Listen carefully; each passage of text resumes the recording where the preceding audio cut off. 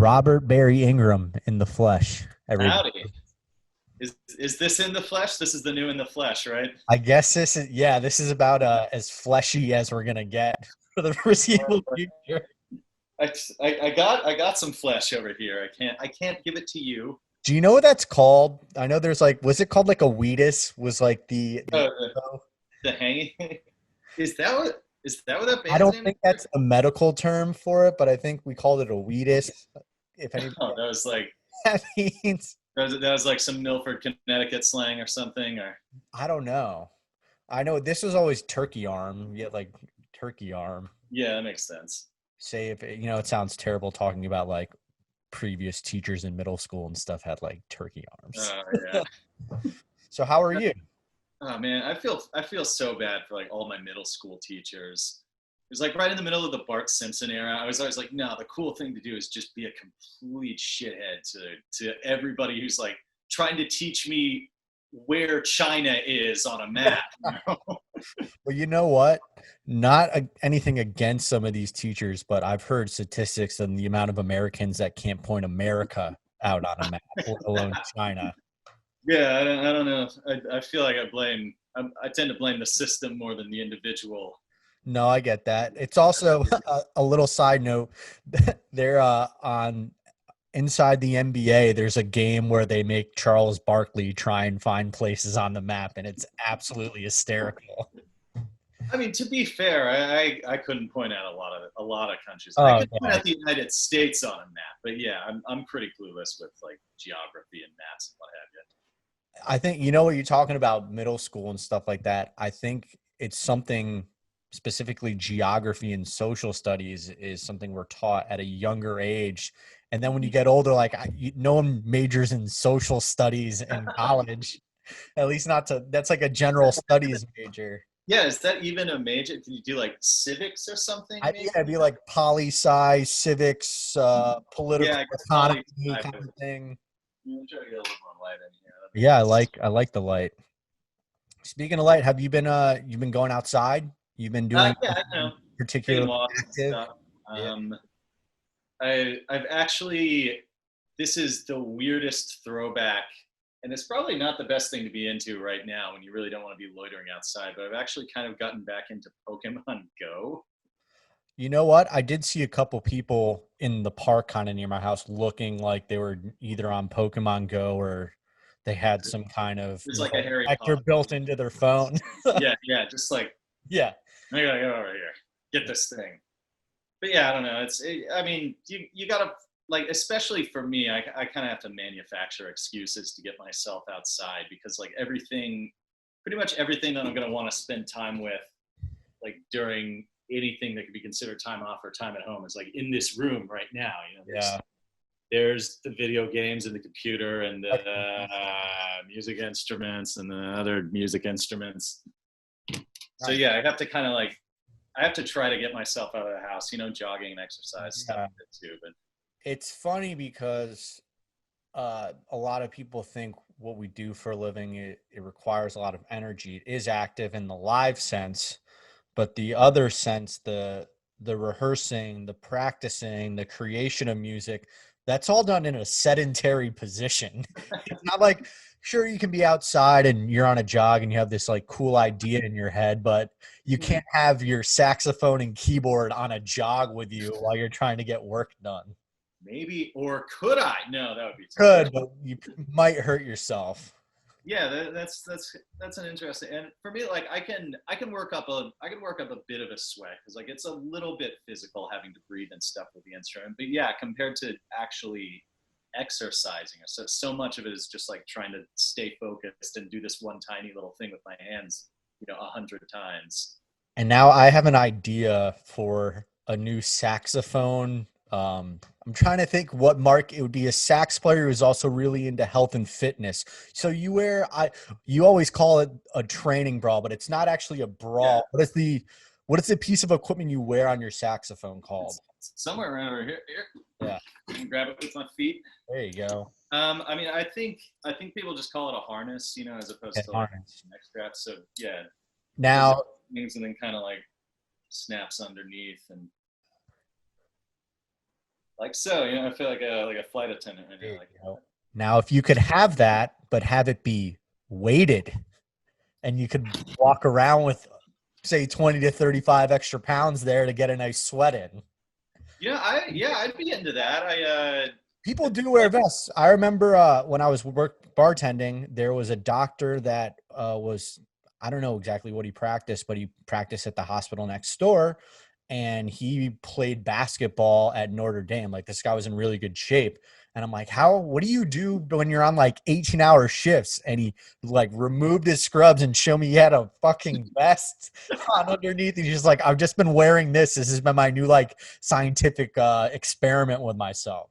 yeah, man, that's If a doctor's doing it, I'm like, oh, okay. yeah. I love something like that, like just kind of the sort of like passive fitness where it's like I'm just doing whatever I'm normally doing, but it's like 10 or 15% harder, Yeah. and then I get more in shape at the end of it.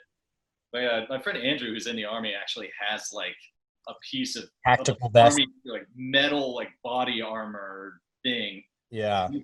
He's been wearing it when he and his wife do their like F-45 workouts in the morning. That's intense. Yeah, he's gonna be pretty jacked by the end of this. Yeah. I think, but in the spectrum of how people are responding to this, people are either going to be very, very jacked or very, very flabby. And, neither are wrong. You need to do what makes you feel good and take care of yourself in whatever way you want to. Yeah, like my wife is she's really leaning into like the fitness side of it, and I was she's been told, working out yeah. like 4 times a day. Yeah. Good for her. Yeah, It's an opportunity in a time like this to be able to, um, like I was talking campy about it, just put energy into stuff that not you necessarily neglected, but things that you can just hone in on and focus in on and give it the attention it maybe deserved, but you never got around to giving it. yeah. The stuff that you feel like, oh, I never had time to do this or Yeah. Is there anything like that you've noticed that you've picked up since that. this all started? No, theoretically, I'm trying to write more and more and trying to get into like some fiction writing, but I feel like I'm still kind of I'm, I'm still kind of like finding the balance of what I'm doing because we still have obligations with the band. We're still communicating with everybody and like trying to make music to some extent and produce things in the capacity as the Revivalists. And so I still feel like I'm kind of I almost still feel like it's kind of business as usual for me, at Yeah. least a lot more so than it is for a lot of other people. And yeah, I believe it might have been Mike or Zach or somebody I was talking to, and it came up where quarantine is very similar to a touring musician when they get home and off the road. Yeah, like this is just what I do anyway. I practice a couple hours a day, write something silly, play a bunch of video games, maybe cook some tacos, and then wait for Amanda to get off work, and then we just hang out. There you And go. that's just kind of the same routine, only she works in the dining room Yeah. instead of somewhere downtown. Yeah. Which, for a lot of these places, they might stay remote after Yeah, this. I think that's something that's going to happen after this is that we're going to realize that a lot of offices are redundant and just not really necessary. Like you don't need to have this Yeah. space. You don't need to have people commuting and driving. I know Amanda's been talking about like she's finding that ideally she's been saying like it would be awesome if when things get back to normal for her it would be like 2 or 3 days going into the office and the other 2 or 3 days of the week at home, and that could just be like a routine for her. Yeah. I know a lot of people that do that, and the whole remote working thing too. I think people are starting to realize that if say we own a company, we have clients in town, we could always just rent a space for the day. You don't need it for a month to drop like 10 grand on a spot down in Poydras. Yeah, that'll be the new economy. Is like you have this space and you just rent it out on like Officer or something. Yeah, I'm sure there's a Japanese word for that already. Yeah, So yeah. it's Monday, right? Yeah. That's another game we're playing is what day Uh, is it? It's I play Monday. that. I play that game anyway. I play that game when it's normal. I did definitely had during a moment on Sunday where I thought it was Saturday, and I'm thinking to myself, these are all just social constructs, man. Like it really, I'm just in my own little vortex of time and existence right now. A line from Russian Doll. Thursday, what a concept. Yeah. It is Michael Well, Giorgio's birthday it is today. Mike's birthday today, so shout out to Mike. Yeah. Mike was the first one interview I did, and we were talking about uh, Jazz Fest because that was like right when the first weekend of Jazz Fest was supposed to start. And everything I've been asking, I'm talking to everybody, asking them specifically if there's any memories of Jazz Fest that really stick out in your head. And there's no right or wrong answers. It could be something at the fairgrounds, something off the fairgrounds, anything that sticks out for you. God, I mean, I'm thinking about going back to like before I was even in a band or even knew that I was gonna be a professional musician. I was just like a freshman at Tulane. And it was still every year we'd go to Jazz Fest and, plop down somewhere in a blanket and get that strawberry lemonade and, Uh, drink about a third of it and then replace that third with some sort of Clear alcohol. little beverage that was smuggled in like a plastic bag in the waistband of your shorts or something. Yeah, I mean, I don't know. It's just hard to think about something that's been a constant for this city for so many years, longer than any of us have been a part of it. Definitely. But yeah, in terms of like sweet revivalist memories, obviously, I think I don't know if there's anything that tops just like the huddle before we played Acura stage for the first time. Like that was one of those huge moments for all of us. That was just like, Yeah. we did it, we did it. Shout out to Josh Timmermans for capturing that. There's actually a really good. Yeah, Yeah. that's a great part of that. Are there any specific shows, not that we perform, that you witnessed that really stick out to you? I don't know. It's always such a blur. I'm trying to think. I always one of my favorite shows of kind of recent Jazz Fest memories has been the Mike Dillon percussion. I'm not sure if it's consortium or consortium. I've never been sure how to pronounce that word, but you know what I'm saying. The massive Mike Dillon where he gets everybody in town. It's just like, Yeah. all right, you can count to 4, hit this thing with a mallet when I tell you, go. I mean, it's obviously more, they actually rehearse and stuff. And it's such an incredible, like, there are sonic landscapes that you can make with 13 vibraphones that you can't make with any other set of instruments. And they've been doing it in the Music Box Village lately, and that's just like they use that space really well. Yeah, the Music Box is a really interesting location that's just come about in the past few years for Jazz Fest, and you see a lot of artists taking advantage of the space. Um, and it's something, like Andrew and I were talking about, maybe getting over there ourselves at some point. But it's a complete reimagination of what we would do in order to have it fit in there. But it's really cool. Yeah, that's one thing that I think is so interesting about it, even off Jazz Fest, is that it encourages you to use the space in creative ways and to kind of use the instruments that are built into it. Yeah, I don't know. First time I keep now I'm thinking about that thing Sam Shaheen's doing with his taking his drumsticks for a Yeah. walk. Yeah. Shout out to Sam Shaheen.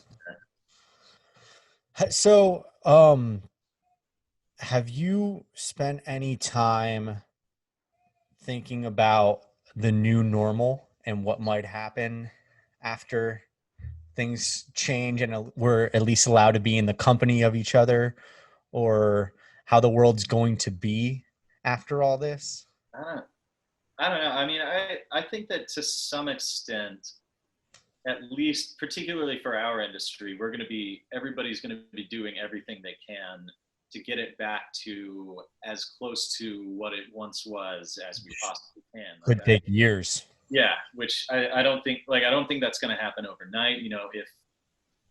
If like unless somebody just starts handing out a vaccine tomorrow, it's going to be at least a year, I think, before we can really just trust that, okay, we can put 1,500 people in this concrete box together, all rubbing up against each other, and not see a spike in cases 2 weeks later. Yeah. But I do think that it's interesting that compared to say like the office environment, which I think is really going to shift, the music industry is something that the goal is always going to be to get back to. We're going to try to cram people in a Many space. bodies. Yeah, like Awesome. we want to have shows that have the most people involved because that's not only the most fun for us, but that's how that industry survives. Like Yeah. you can't. I don't think you could really survive by like running a 1,200 capacity venue and only allowing 300 people in. Yeah. No, it's interesting to think about it that way. Have you seen what they've been doing in some of these European cities, these drive-through Oh uh, yeah, yeah. concerts? Which I don't, where you grew up in Tulsa, did you have access to a drive-in movie theater growing up? Yeah, we have a drive-in theater in Tulsa. Cool. Yeah, we used to vacation in Cape Cod, and I think there are a couple towns that had them in the summer. That was fun, but that's something that used to be such a huge part of American culture that just, I guess, with the invention of Netflix, even before that, it went away, and it's cool to see it making a comeback for live music. Yeah, I guess come to think of it, why couldn't drive-in theaters like kind of see a resurgence in in a time like this when it Yeah, works for concerts? Because I mean, obviously, like movie theater, you can't do that. You can't yeah. be sitting in seats like that. I think the what people really enjoyed about the drive-in was you have this movie theater quality picture, but you could do whatever the hell you want in your car that you Yeah, could not normally do at the theater. Or like say you have three really loud kids, you can get away with having it in the car. And the technology caught up to where you could have that in your house. And now like I have a flat screen TV that like 15 years ago would be incredible. I can imagine what it would be like in referencing to like a movie theater screen at a drive-through on like a HD projector. yeah. It's like now I just have this experience, and I mean, it's a. I think that's kind of what's happening to movie theaters in general. But now I think is a could be a good time for something like that, just because people are so desperate to find ways to get out of their house and be a part of a thing that other people are also a part of. Yeah. Well, Just I not something you can really do in ways that we're used to right now. no, but I they lifted a lot of bans in Europe, and I saw pictures in Italy and various cities, and it looks like a tourist trap everywhere. Yeah, Every nook and cranny of these ancient places is just filled with bodies. So, but I get it. yeah. I mean, it's a little frightening. I think you got to be worried about kind of secondary stuff. We'll Yeah. see how They're time. ahead of us though. Their whole timeline is a few weeks ahead of us, so we'll see what happens. I'm looking at you, Georgia, over there. So, but yeah, it's uh it's an interesting time, and I've talked about this with my mom and other people where like this and 9/11 are at least the two biggest world events that have Yeah, happened in my yeah. lifetime. This is. I mean, Pre and this is. post 9/11, pre and post COVID. Yeah, I mean, this is the only thing that's happening in the world right now, basically. Which is kind of crazy to think how connected we are with the invention of the internet and just how instantaneous communication can be expressed. But to all be feeling something collectively, I don't think we've had. Yeah, that's never happened. I mean, Wild. it doesn't even happen with global event like that doesn't happen with the World Cup or No, the which is Olympics yeah, or anything any like that. massive events.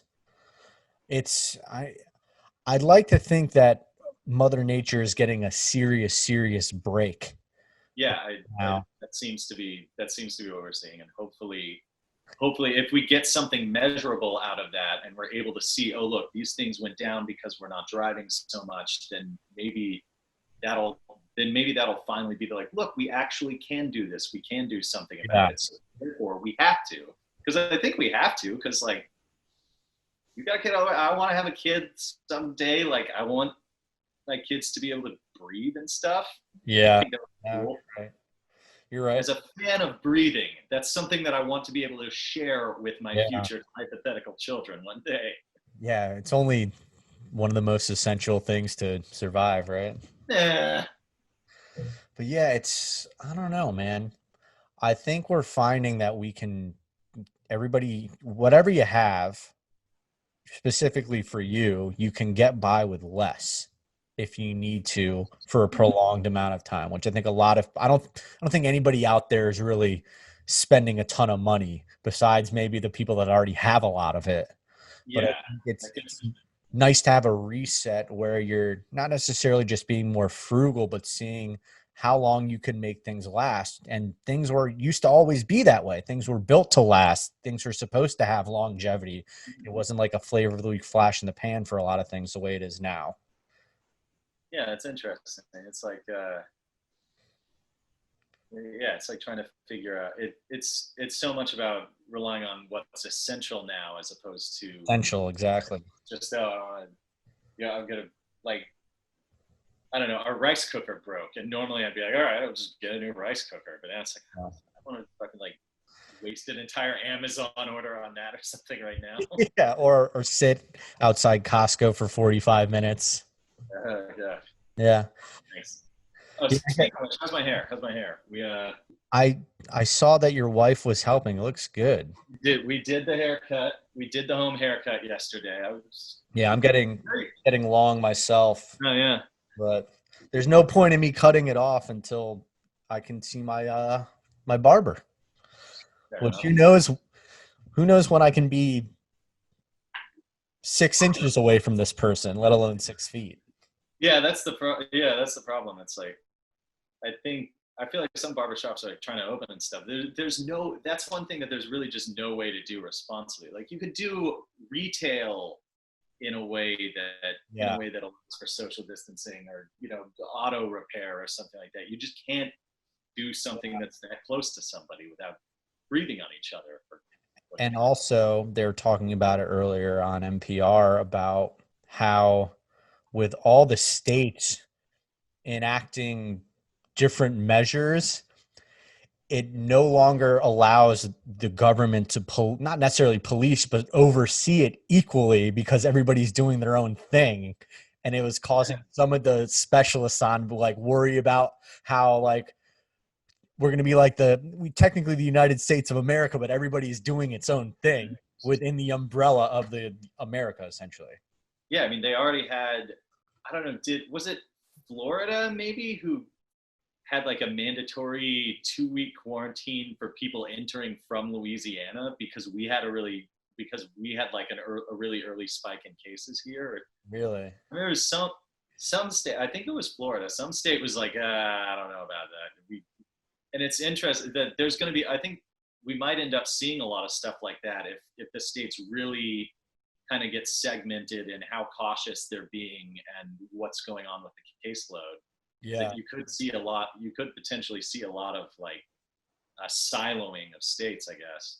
Not only siloing of states, kind of different layers of what is acceptable. Like, for instance, you're talking about concerts, right? I don't think you're going to be able to put 9,000 people in Red Rocks in 3 months. Yeah, no, But, even if but maybe like you even could if the do, state opened up, like but you maybe find them. 300 people. Say what?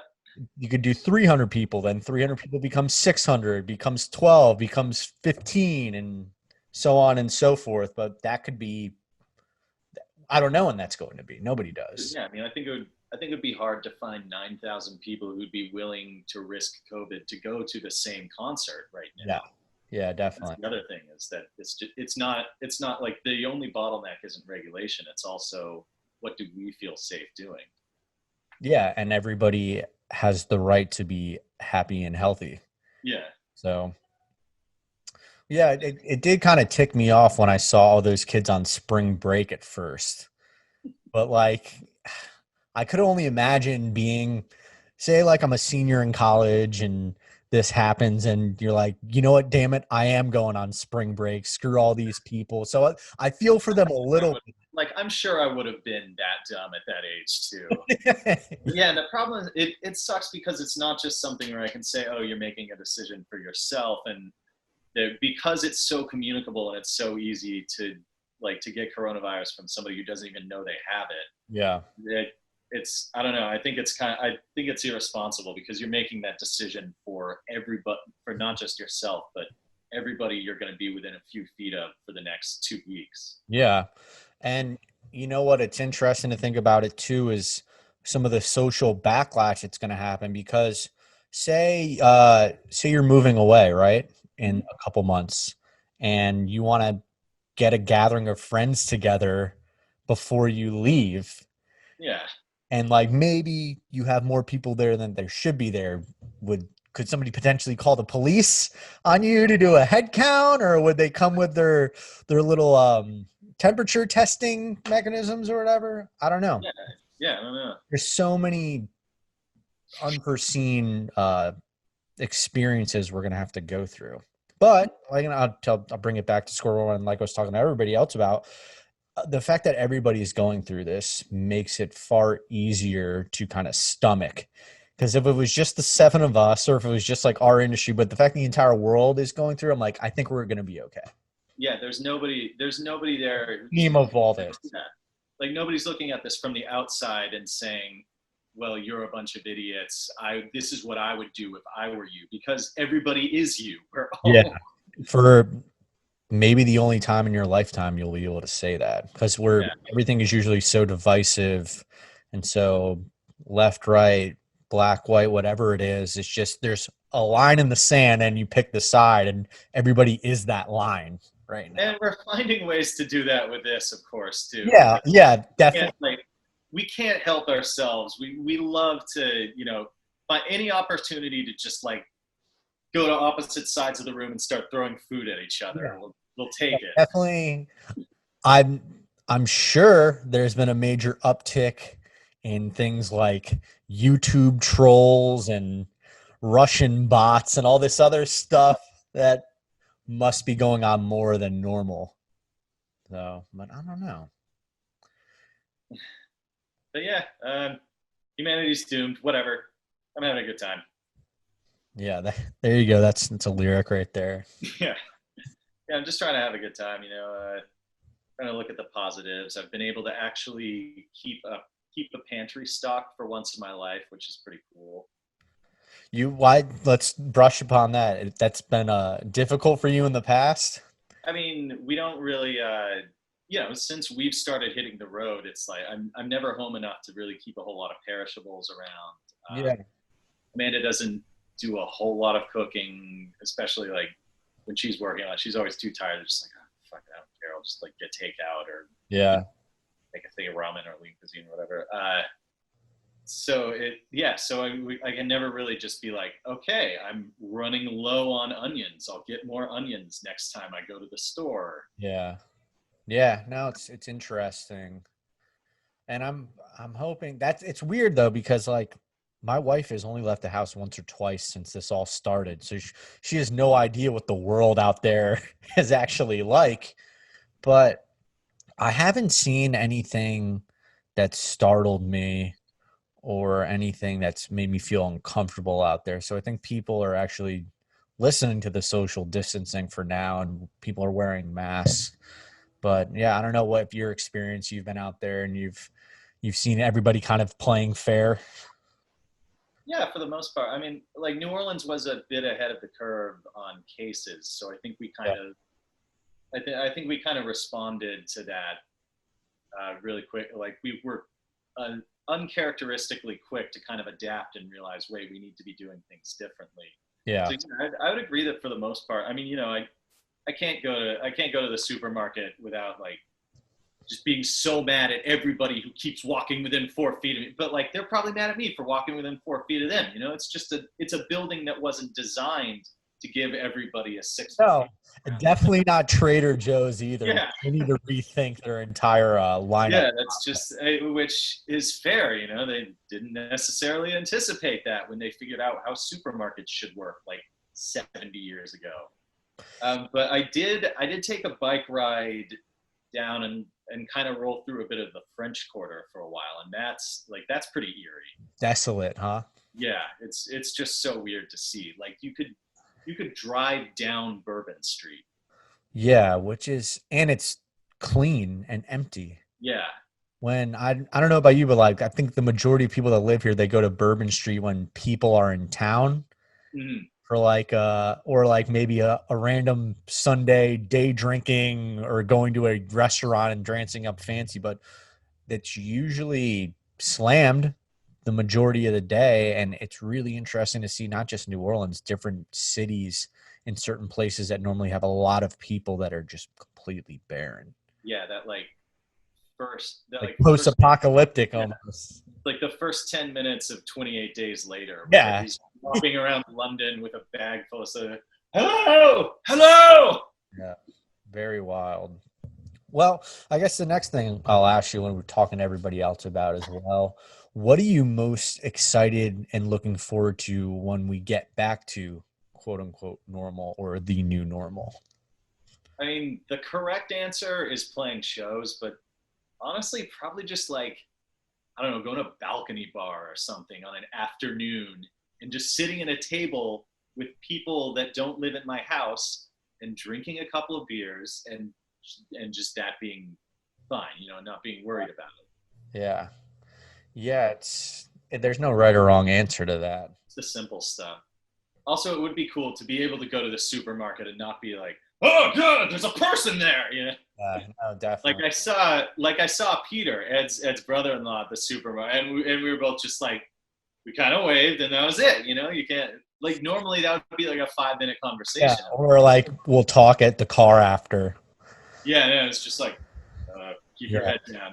In and out, in and out. Well, I think you're saying, yeah, you're talking about the simple things we want back, and Yeah, specifically with bars, they haven't given a timeline in this city yet for when those are going to come back, to the dismay of a lot of people that I've spoke to. But I guess that I would assume that restaurants are going to be able to do full service uh, more so than the bars, and then the bars will get their opportunity. But I don't expect that to happen until at least probably June, maybe later. yeah. I know some folks who work in restaurants who are talking about maybe trying to reopen at like a something like 25% capacity, which I also think is just tough because like a How do you put the lights on at that point? Yeah. restaurant operator. 25% is your food, which goes bad if nobody goes in there to eat it. Yeah, like that's like that's a razor thin margin for keeping a restaurant open. But I guess to some extent, if it's like that through the summer, that's just kind of how it is in summer Yeah. anyway. Restaurants in New Orleans always plan for Always slow. take a hit. Yeah, nobody comes here. Have you been supporting any restaurants specifically that you really enjoy during this time that you might want to shout out? Who did we hit up twice? So Saffron right by our place is very good. I got Like a to modern Indian yeah. spot. That's not what I call it. We got to check out the Blue Giant takeout. I think you did that one too, Yeah, right? I've had it a couple times. That's like modern Chinese. It's our fusion ethnic food. We did Saba. The Wands on Magazine Street just opened back up, so There you go. that's a favorite. Juan's That's kind of a every mainstay day. of ours. So I got some fajitas and a little half gallon of margaritas, and we There you go. made a day out of that. Yeah. Yeah, we've been trying to hit up the local spots. Amanda and I have so many places in kind of like this really short radius around our house that are just kind of our regular haunts, and we're trying to make sure those guys stay open. And I think the majority of them, knock on wood, are going to get through this. But I heard a startling realization the other day on the radio where there was some famous restaurateur expert from Manhattan who was saying he thinks that maybe even 75% of the restaurants in Manhattan or some number like that aren't going to come back, which is Wow. crazy to think. That's just brutal. Yeah. It's been cool to see. I've been seeing a lot of people on Facebook almost like with these vigilante pop-up cooking where I'll make a ton of plates of food and here's my number. You can come by Yeah. my house and pick up one for $15. I think that's cool. Maybe that will start and blossom into food trucks and restaurants for some of these people. Who knows? Yeah, I mean, at some point, it's not like you're gonna have people from the health department or whatever coming in and trying to shut you down for something like that. Yeah. It's like, Because there are people now that are definitely being resourceful and finding ways to make money out of this scenario, whether it's like making masks, particular branded or embroidered masks, or coming up with a cure. there's things that we're not even thinking about that are going to become such normalcies for us that I'm just really trying to grasp with where we're going to go from here with everything.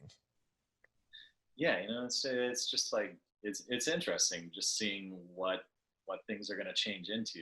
We're truly in. I've started making a drinking game out of like whenever you see a permutation of like in these strange, unprecedented, challenging, uncertain times. There's only so many adjectives to describe what we're going through. And I've heard all of them about 45,000 times. Yeah. Yeah, in these times, that's the drinking game. There you go. And in these times, it's the name of this episode. Yeah, we tuned into the NFL draft. We watched the NFL draft and made an event out of it. I made chicken wings for the draft. That was the only live thing going on in the sports world and maybe the entire world, to be honest, which is wild. I feel so bad for like, I don't know, some dude in Cameroon who's got to tune into the NFL draft because there's no poor bastard. All right, what do you think about the NFL coming back and playing without any fans? Well, I saw a really good suggestion that was just a joke on Twitter when they were talking about the possibility of doing March Madness without any fans, where somebody was like, okay, hear me out. 1 fan per team, which I think is genius. But yeah, you buy it, or is there a lottery? Can they be affiliated with a team or a player on the team? I don't know how that works.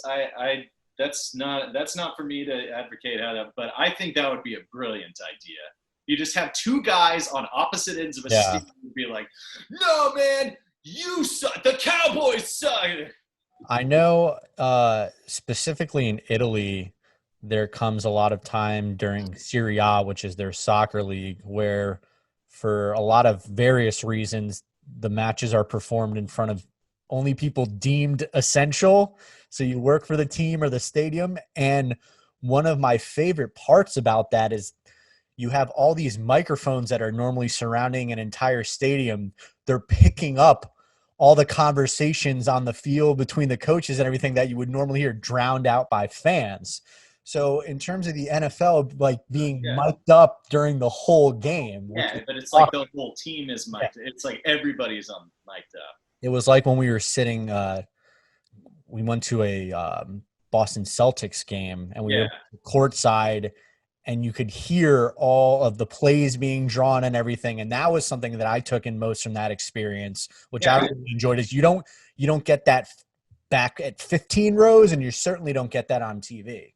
Yeah, like I know basketball's a contact sport, but until we were fortunate enough to have that experience, I never realized like it's an impact sport. I mean, you hear people crashing into each other.